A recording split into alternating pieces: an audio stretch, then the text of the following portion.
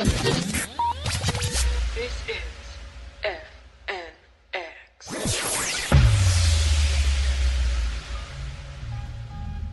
Listen to Shoot the Defence. It's unbelievable, Jeff.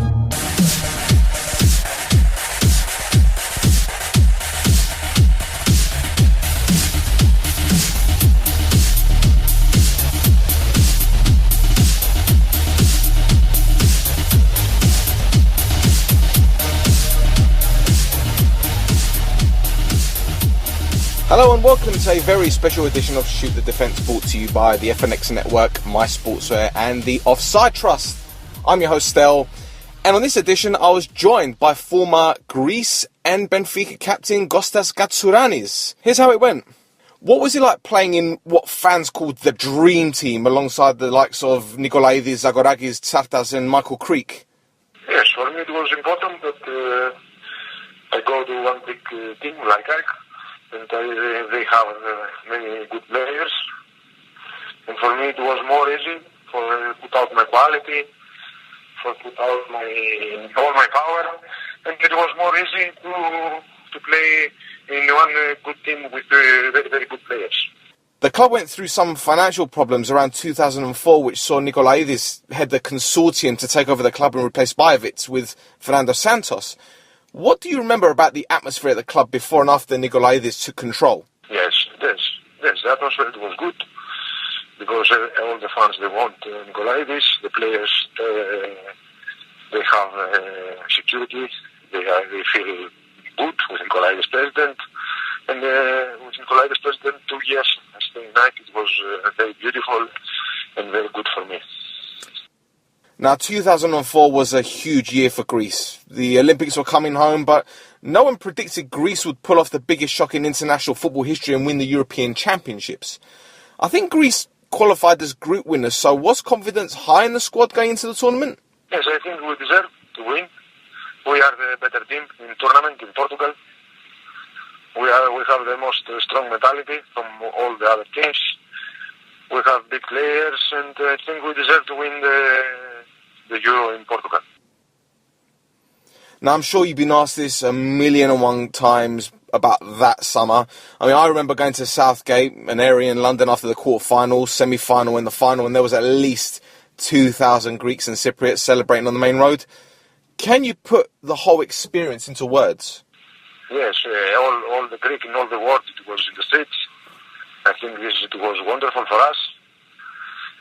And I think it was the very, very big experience for us. Something we never forget. Something that all the Greek never forget in all the world. How would you describe working under Otto Rehhagel? I think he is a very smart coach. He is very disciplined. He knows what he wants to ask for us. He make us team, more like club, and he trusts us a lot. This was very important for the club, and I think he put in the club all his powers we believe to ourselves and we play better. It was an excellent coach, the right moment for national league. 2 years later, you followed Fernando Santos to Benfica, and if I remember correctly, your fellow Greek international Yorgos Karagounis had already been at Benfica for a year. Did these factors play a part in your decision to go there, or was it an easy decision to make, even without Santos and Karagounis already being at the club? No, it was something that I turned years back. I want to do more earlier. But okay, I take the decision. It's not easy because I was 4 years. I had a very good relationship with the coach. But Benfica was a big club. It was my opportunity to play outside of Greece.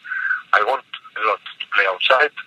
I think it was the best 3 years in Benfica. I have the most beautiful 3 years in my career in all the football. Because Benfica, it was one club that he gave everything to the player. and the players have only to think the games and the trainings. And for me, Benfica was the biggest club that I played in my career. Just like at AEK, you played with some outstanding experienced footballers like Rui Costa, Pablo Aimar, Luis João, Nuno Gomes. I played with Di Maria, with David Luiz. I think it's big players. They are friends of me, and I love them because they are big players. I have these two young players, Di Maria and David Luiz, when they start football. And for me, it was a beautiful experience because they start with me when they are young, and everybody will see what they success after in career. And David and Di Maria.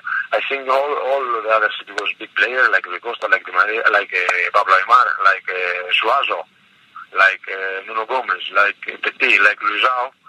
I don't want to forget someone. I think I play in Benfica with Nicoli, with Simao, with many big players.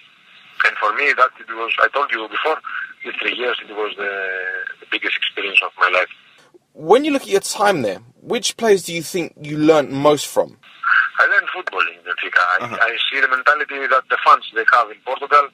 The fans in Portugal, they love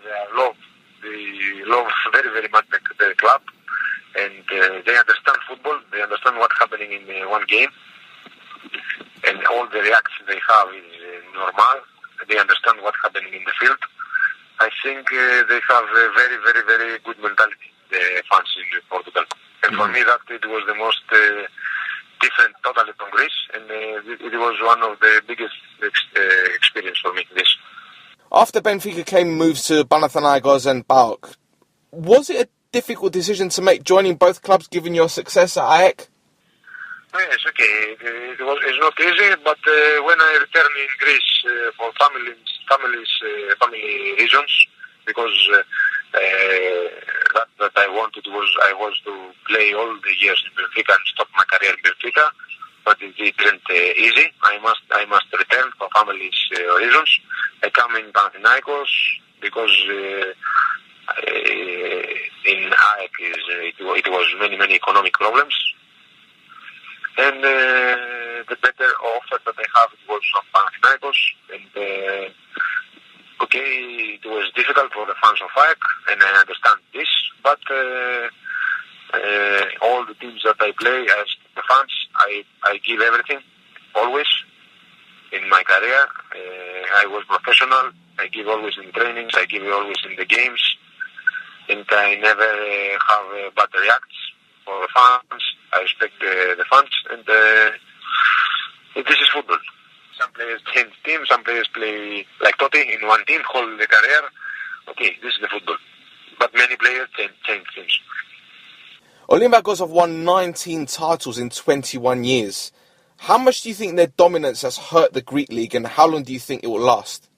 I don't know for this. Okay, I think it's not that is Olympiacos. I think it's the problem is for Greek football that is not good to have one champion all these years. I think the champions must change. They must have more competition. You understand? Mm. We must have better quality in our football. I think we try to change all our football because it's not good organized. We have big problems, and you know that the football in Greece is not been so good street. But I think now we try to everybody to help to put another mentality to all these people that they control all these teams, to the fans, to the players, to have better quality and better champion. We try. There's something I'd like to ask about the Euro 2008 campaign. A lot of Greek football fans on the internet forums say there were issues in the dressing room. Is there a bit of truth in this, or has it come from a troublemaking source? Okay, I think we have 3 games in the group. We didn't play good, especially the first game, Sweden, and the other 2 games we fight. But okay, in football you have good things, bad moments, good moments.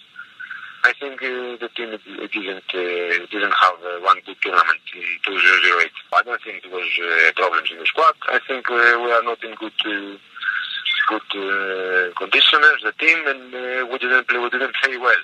This is happening in football. Mm. You've had stints in India with Pune City. Do you think the Indian League will have long-term investment, or is it more of a playground for rich investors? Yeah, in India it was big experience. I have a wonderful 2 months. I stay in the team because the champion is only 2 months. The people there, it was very, very good. They respect us that we go there to help the Indian football. Everything there, it was fantastic. I have 2 months very, very good with the team.